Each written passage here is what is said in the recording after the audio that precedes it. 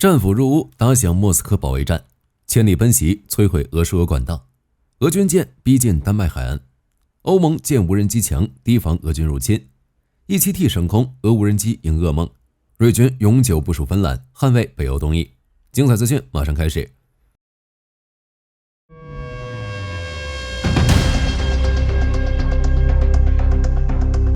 美军是否进一步援助乌克兰，一直俄乌战争关注的焦点。目前来看，特朗普出手的可能性很大。纽约联合国大会期间，泽连斯基与特朗普再次会晤，并举行闭门会议。乌克兰向特朗普提出请求，希望美方可以向乌军提供远程打击武器。如果能批准打击俄本土目标，那就再完美不过了。泽连斯基提到的远程打击武器包括射程达2000公里的战斧导弹，这种导弹的威力远超之前乌军获得的任何远程武器。从基辅发射能飞到摩尔曼斯克，莫斯科更是不在话下。一发下去就可以端了普京的老窝。即使乌军考虑到局势升级问题，不用来打击克里姆林宫，俄军也不得不重新评估继续侵略乌克兰的风险。对于泽连斯基的要求，特朗普没有当场做出承诺，但也没有反对。通过后续报道，特朗普支持乌克兰的可能性更大。乌克兰相关官员已经敲定，将很快前往华盛顿，与美国国防部长赫格塞斯及副防长科尔比会谈，重点讨论远程武器问题。另外，特朗普对俄罗斯越来越不爽的态度，也印证了战俘入乌的可能。有美国官员透露，特朗普对俄军无视其推动停火的努力感到非常愤怒。土耳其总统埃尔多安访美的时候，特朗普便忍不住讽刺，俄军耗资上千亿美元，却无法从乌克兰手中夺到多少土地。现在该到战争结束的时候了。那么给予乌克兰威慑能力更强的战俘，就是逼俄军停战的最好方法。而除战俘外，特朗普还考虑批准乌克兰使用 ATACMS 打击俄本土，进一步威胁普京停火停战。据公开资料显示， ATACMS 导弹射程达160公里，2024年以后被提供给了乌克兰用来打击俄境内目标。但自特朗普上任以后，美国防部就多次阻止乌军使用 ATACMS。不过随着未来战俘入乌，陆军战术导弹系统也有了天降正义的可能。事实证明，现在的俄罗斯更像是一只纸老虎，看似强横的外表经不起一丝风吹雨打。当乌克兰获得战斧这一强有力的武器时，纸老虎一戳就破。各位觉得特朗普会在何时向乌克兰发货战斧？除了寻求美军的外援，乌克兰自己也没有停下抗争的脚步。只见数架乌克兰无人机突然出现在远隔千里之外的俄罗斯境内，随后楚瓦市共和国一座石油泵站掀起漫天大火。9月27日，俄罗斯楚瓦市共和国首长尼可拉耶夫在电报发表声明称，乌克兰无人机袭击了该区域的一座石油泵站，导致该泵站引发巨大火灾，石油运送工作被迫停止。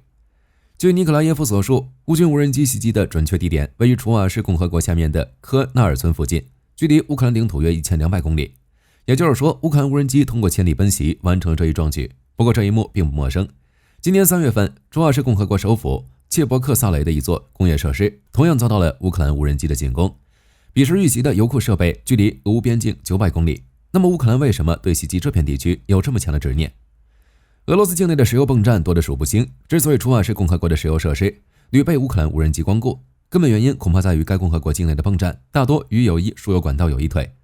作为全世界最长的输油管道，友谊输油管道分为2条线，一条从俄罗斯通到德国，另一条输往捷克和匈牙利。沿线与俄罗斯开展能源合作的国家，明面上就包括了白俄罗斯、匈牙利，私下的只会更多。显而易见，一旦友谊输油管道被破坏，俄罗斯的石油出口将会受到影响。没有了石油，那还谈什么友谊？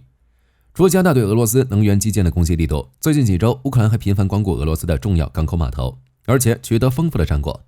首先是位于俄罗斯南部的新罗西斯克港，每日出口约200万桶的原油，是俄罗斯排得上号的贸易大港。其次是图阿普谢港，作为俄罗斯重要的石油输出港口，该港口出口范围覆盖诸多地中海国家，还是土耳其向俄罗斯进口石油最大的转运口岸。2个港口作为俄方在黑海的关键后勤补给设施，战略意义不言而喻。只是他们都在同一天被乌克兰的无人攻击艇炸瘫了。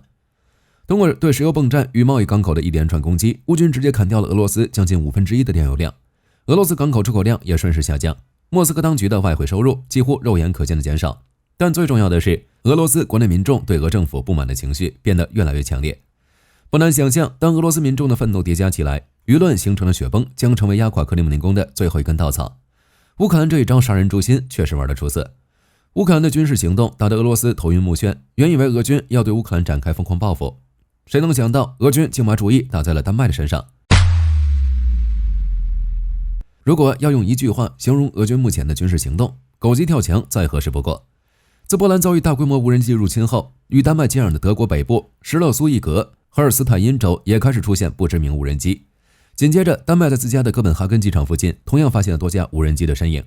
尽管俄军一再强调不知情，但真相大家都心知肚明。这不，俄军最新的军事行动便暴露了他对乌克兰盟友的威胁意图。丹麦国防部在27日表示，26日夜间至27日，丹麦的多处国防设施附近发现多架不明身份的无人机。丹麦最大的军事基地卡鲁普空军基地也出现了非法无人机的身影，基地上空空域被迫关闭。与此同时，丹麦国内最大的报纸《号外报》披露道，在无人机侵扰丹麦领空的同一天，海上还出现了一位不速之客。俄罗斯波罗的海舰队的775型登陆舰亚历山大·夏巴连号，当天一度逼近丹麦海岸，彼时该舰距离丹麦本土仅12公里，而且还关闭了应答器，俨然一副偷袭的模样。不难猜测，入侵波兰领空的无人机很可能都是这艘登陆舰放飞并控制的。之前我们说过，乌克兰最近颇有成效的进攻，打得俄军苦不堪言，但俄军3年多的侵略都奈何不了人家，展开一时的报复也不过给乌克兰挠痒痒，因此才有了对乌克兰盟友动手的想法，通过威胁乌盟友切断乌克兰的后援。但为什么俄军对别的国家只派出无人机骚扰，却唯独对丹麦出动军舰呢？俄罗斯针对丹麦与丹麦对乌克兰的支持有关。早些时候，乌克兰外长西比哈证实，所有援助乌克兰的国家中，丹麦提供的援助额几乎占了本国 2.9% 的 GDP， 在所有援助国中排第一，丹麦老铁出钱眼睛都不长。更让人感动的是，尽管机场和基地因为俄军无人机的威胁被迫关闭，甚至一度封锁空域，丹麦依旧坚定站在了乌克兰这边。他们在不久前又宣布了一项新的援乌计划，这笔军援的总价值约 4.5 亿美元，其中 2.5 亿美元专门用来采购乌克兰制造的无人机、弹药和导弹，另外的 1.7 亿美元将用于其他形式的援助。总而言之，尽各种办法掏空家底的给乌克兰送去真金白银，帮助其反对俄军的不义战争。也因此，俄军不断派遣无人机和有人机，不断侵扰北约成员国的领空，尤其是那些军援乌克兰的北约成员国领空，其目的就是向这些国家释放信号，阻止他们继续军援乌克兰。当然，像之前说的，俄罗斯还有对北约进行压力测试的想法。俄罗斯想看看北约的底线在哪里，同时搞清楚乌克兰的盟友们是否在防御无人机方面有足够的手段。在北约采取真正的行动，击落那些越境的俄罗斯飞机、无人机前，这些测试显然不会停止。那北约国家将会做出哪些回应？在听闻丹麦领空1周之内2次遭遇无人机侵扰后，法国总统马克龙立马与丹麦首相梅特弗雷泽里克森展开了交谈，并承诺法国随时准备支持丹麦，为丹麦领空的安全做出贡献。又或是美国在与乌克兰商议军援战俘事宜的同时，还同意北约其他成员国为乌克兰购买美制武器。俄军这一波算是搬起石头打自己的脚，反而坚定了北约各国支援乌克兰决心。此外，俄军无人机的侵扰还引发了欧洲各国的震怒，无人机墙计划因此诞生。除了我们上面提到的波兰和丹麦，挪威、罗马尼亚、爱沙尼亚等国也相继表示本国遭到了俄罗斯无人机的侵犯，这直接引发欧洲对自身安全和北约东翼局势的担忧。因而在26日，欧盟紧急召开视频会议，讨论推进无人机墙计划。无人机墙计划相当于在欧盟与乌克兰、俄罗斯边界打造一个全覆盖无死角的无人监视系统，构建一道从挪威延伸到波兰的无人机网络系统。欧盟方面称，无人机墙将具备探测、追踪和拦截功能，系统涵盖地面、海上和太空，造价约为数十亿美元，资金来源于价值约1755亿美元的欧洲安全行动，以及17.55亿美元的欧洲防务工业计划。相关国家已经定于10月对预算议案展开磋商。按理来说，欧洲构建自己的无人机防空系统本该是很合理的事，但身为元凶的俄罗斯却直接破防，表示欧盟玩不起。如俄外交部欧洲事务司司长表示，欧洲最近借无人机事件煽动紧张情绪，并宣布多项军事计划，其实是在为增加军费找理由。欧盟的做法非但不能缓解紧张，反而会使欧洲军事和政治紧张态势不断升级。这话火力军怎么听得这么不对味呢？只允许俄军无人机入侵北约领空，但打造反无人机系统就是欧盟的不对了，这是什么道理？当然，俄罗斯的贼喊捉贼并没有让欧盟动摇建立无人机墙的决心。现在的欧盟非但要建无人机墙，还要建一个无人机联盟。之前欧盟委员会主席冯德莱恩表示，欧盟将与乌克兰合作建立一个无人机联盟，并提供约70亿美元融资，将乌克兰经过战争检验的先进无人机技术转化为战场优势。对于欧盟的行动，在火力军看来终于是开窍了，因为俄罗斯早就对欧盟支援乌克兰的做法感到不满。多国无人机侵犯事件或许只是一个开始，未来未必不会再出现有人战机、导弹甚至俄军坦克的入侵事件发生。俄军在试探北约的底线，一味的容忍只能换来得寸进尺的侵略。正如一名欧盟官员说那样，欧洲的防御姿态过于分散，只有更多的协调才能遏制俄罗斯的野心。为了应对俄罗斯对北约东翼领空的骚扰，土耳其已确定向立陶宛部署一架E7T 空中预警机，以此加强对俄威慑。这架预警机又叫和平之鹰，寓意为带来和平的老鹰。在这个需要以战止战的俄乌战场，它的名字非常应景。土耳其国防部表示，为了落实对北约强化防空的承诺，和平之鹰于月22日至25日在立陶宛上空执行了侦察任务。事实上，土耳其与北约的部署远不止表面侦察那么简单。从和平之鹰的性能看，它的机身配备了先进的感应探测器，对追踪低空飞行的无人机尤其有效。雷达具备360度无死角监控能力，监控范围也远超传统地面雷达。单靠一架和平之鹰也足以强化北约在欧洲东翼的情报监察效能。不少人甚至觉得这是在大材小用。其实不然，别忘了欧盟在欧洲东翼正在办的大事——无人机墙。无人机墙并非真的由无人机组成的墙，而是一套全覆盖无死角的无人监视系统。这就很巧了，和平之鹰强大的监控能力恰好也是全覆盖无死角的特性。在未来，欧盟很有可能让和平之鹰预警机组成无人机墙的重要部分。俄军以后别说派无人机骚扰北约国家领空，就算是派有人机，也得担心会不会突然被防空系统一发升天。就在俄军感到愤怒之际，瑞典那边又传来了坏消息。据伊尔塔莱赫地报报道称，瑞典第19北极机械化旅将构成芬兰拉普兰地区的北约新旅核心，而且是永久构成。值得一提的是，这是1809年以来瑞典军队首次向芬兰永久部署军队。这支第19北极机械化旅战斗力极其恐怖，其兵力在4000至5000人，专门从事冬季作战，是针对北极区域作战的精英部队。部队成员配备先进的全套冬季作战装备，使用 STRV-90 40C 重型步兵战车。该战车采用复合装甲与主动防御系统，面对俄军反坦克导弹的攻击，也跟蚊子咬一口差不多。更不用说，还搭载了弓箭手155毫米卡车炮，该炮射程达50公里，配合数字化火控系统，能实现发射后不管。从报道的消息看，该旅的指挥部将设在芬兰罗瓦涅米和索丹区来，成为北约快速部署旅，负责保卫拉普兰。挪威和丹麦也参与其中，为第19北极机械化旅提供兵力或者装备，因此这将是一支以北欧国家为主的部队，成为北欧东翼抵抗俄军最锋利的矛，或者最坚韧的盾。除了瑞典部署第19北极机械化旅，德国在立陶宛也完成了第45装甲旅的部署。按照这种趋势，北约未来还准备组建更多的快速反应部队，齐齐集结北欧东翼。一切所作所为只为遏制俄罗斯疯狂的扩张，这对乌克兰来说是一个好得不得了的消息，但对普京而言却只剩下了苦笑。讽刺的是，俄军曾用防止北约东扩为借口向乌克兰发动进攻，结果非但被乌克兰揍得鼻青脸肿，还成功将瑞典和芬兰送进了北约。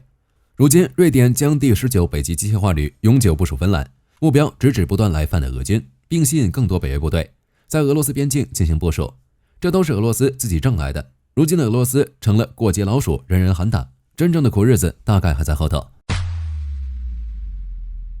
据军文网站航空迷消息，美国国防承包商内华达山脉公司已在当地厂区完成美国空军新型 E4C 末日飞机的首飞，而且预计将在未来2年内在俄亥俄州戴顿和堪萨斯州威奇托继续开展地面与空中的测试活动，以此验证该款飞机的隐身性与可靠性。随后陆续加装通讯设备，使其投入到实际作战当中。据美国防务新闻的报道， E4C 末日飞机研制出发点，其一是为取代现役的 E4B 机队，其二则作为高生存性空中作战指挥中心。也就是说，当进入特殊时期， E4C 将成为美国总统以及军方高层的空中指挥所，承担起下达指挥全球美军部队的重任。不过其组装的构架的来历倒是很有意思。内华达山脉公司在2024年从大韩航空购入的数架波音747-8商用客机，这些商用客机便成为 E4C 的基础机体，随后再对其进行高度军事化改装。为了确保其在核保或高电磁干扰环境下依旧能顺利执行任务，又加入了抗核辐射与电子脉冲防护技术，配备加密卫星通讯。性能方面，比起 E4B、E4C 的抗毁能力几乎得到全方位升级。机身强化了辐射屏蔽层，而且叠加的新型电磁脉冲防护网，足以使其在辐射或辐射尘依旧保持正常的通讯。另外 ，E4C 抛弃了定制化专用硬件，改用开放架构计算机系统，同时使用集成激光卫星链路，使其能接收天基预警卫星和深海核潜艇讯号。种种配置几乎就是为了能让美政府高层在末日中依旧有指挥各系统的能力，故而有了末日飞机的名声。早在2019年 E4C 的研制计划就已经启动，根据相关媒体的报道，美国空军显然想尽量利用现有的产品和设计，简化研制流程，达到降低采购成本的目的。而这大概也是其在短短6年内便能首飞成功的原因。为此，美国空军与内华达山脉公司在2024年签署了一份协议，总价值达130亿美元，要求在2036年7月前交付不少于5架 E4C。作为最后一种量产的4发宽体民航飞机，波音7478系列在2022年便停产，购买新机自然不可能。该公司便从韩国引进了5架退役的7478，合同仅签订6周，首架7478就飞抵了戴顿。不过 E4C 项目的确立却远没有研制开发过程那么顺利。早一代的 E4B 由于几乎成为美国国防部长的专机，因此又被称为空中五角大楼。然而其服役时间太早，各方面的硬件软件都开始面临老化的窘境。2006年，时任国防部长的唐纳德·拉姆斯菲尔德已经计划使其逐步退役，并在2009年彻底引入历史的尘埃。可退役容易，替代难寻。由于找不到合适的接替机型， E4B 的退休计划被新任国防部长罗伯特·盖茨婉拒。就这样持续到了现在。在新一代空中五角大楼还没完全飞出测试场前， E4B 仍然需要继续自己的最后义务。不过值得注意的是， E4C 虽然被捧在了手心，但 E4B 也不是等闲之辈。E4B 又名 E4B 守夜者，以波音747客机为基础机身，隶属于美国空军第55飞行编队。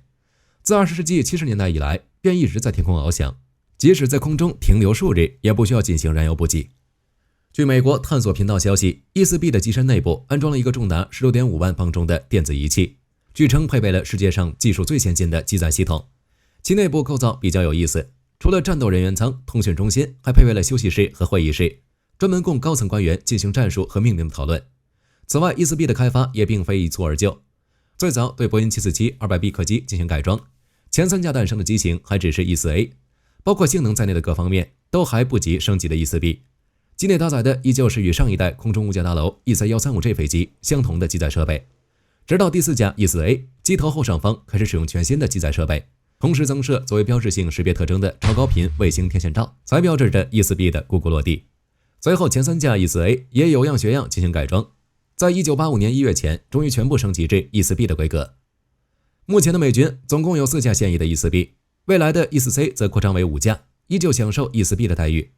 不但维持全天候的备战状态，同时根据任务轮值安排，每12小时便有1架外出执勤，另一架则保持5分钟内升空的警备状态，以此确保指挥连接能得到随时响应。但至于 E4C 能否在计划时间内接 E4B， 成为美国新一代空中五角大楼，同时具体数据与性能真能如设定中那般强大，大家不妨静静等待。土耳其总统埃尔多安接受福克斯新闻采访时透露，将与美国的 F-35与 F-16 战机在生产与维护领域开展合作。顾名思义，土耳其已经恢复与美国 F-35与 F-16 战机的交易。根据相关报道，土耳其已经计划分别向美国购买40架 F-35和40架 F-16， 其中包括了配套的弹药。如果这笔交易能够完成，预计规模将达数百亿美元，涵盖国防、能源等领域。根据之前的报道，土耳其与美国很早就已经展开 F-16 合作项目，但因土耳其坚持向俄罗斯购买 S-400， 被美国从 F-35 合作项目中直接排除。2018年，洛克希德马丁公司在德克萨斯州沃斯堡的工厂举行了土耳其 F-35 的首发仪式。因为 S-400 一事，战机并没有交付到土耳其手中。按理说 S-400 问题依旧没有解决，美国政府为何突然释放合作信号，重提土美 F-35 合作事项？我们可以从3方面来看。一方面，从土耳其官方公报的消息来看，土耳其已经确定将取消2018年对美国进口商品加征关税的政策，包括汽车、固体燃料和化工产品等。这是对特朗普第一任期加征关税的报复性措施。这个措施的取消相当于埃尔多安做出了让步。另一方面，关于 S-400， 双方似乎达成了某种协议。一名土耳其高级官员称，土耳其依旧不会放弃 S-400， 但可能会在某方面建立一个军事技术机制，以可控的方式监督 S-400 的运作。这个监督人基本就是美国了。最后一个方面则是白宫的访问。埃尔多安在联合国大会结束后，立马前往白宫与特朗普会面，两人曾建立较为密切的个人关系。后来土耳其与俄罗斯开始有了防务关系，关系顿时紧张起来。由于土耳其在白宫会面前的让步，特朗普似乎原谅了埃尔多安。会谈结束后，特朗普在社交平台发布动态，土美未来多项军事协议预计将取得积极进展。目前来看，波音与洛克希德马丁已经与土耳其开展大俄飞机订单的交涉，涉及250架商用飞机以及 F-16 战机，其中波音与土耳其航空率先敲定了交易框架。不过土耳其航空发言人乌斯顿表示，与波音的订单谈判已持续相当一段时间，但尚未做出决定。好了，这期视频到这儿就结束了。各位觉得乌克兰获得美国战斧导弹后，俄乌战场会如何发展？而欧盟部署无人机墙后，俄罗斯又将作何回应？可以在视频下方留言，大家一起讨论。喜欢的话，不要忘记点点关注。我是火力军，下期见。好的，各位观众朋友们，我们频道一直在聊真实的军事资讯和武器装备，后台也经常有朋友问，有没有值得推荐的入门级模型？今天就和大家分享一款近期接触到的产品。首先，它的外形还原度做得相当不错，比例准确，武器上的一些关键细节和标识也都有体现，材质也说得过去，拿在手上有不错的分量感。其次，它具备一定的可动性，对于理解基础操作原理有一定帮助，让它不仅是个静态摆件。综合它的做工和可玩性来看，价格确实比较亲民。对于想入门模型收藏，或者单纯想在桌上贴一个摆件的朋友来说，是一个性价比很高的选择。商品链接已经给你们上了，感兴趣的朋友可以自行了解。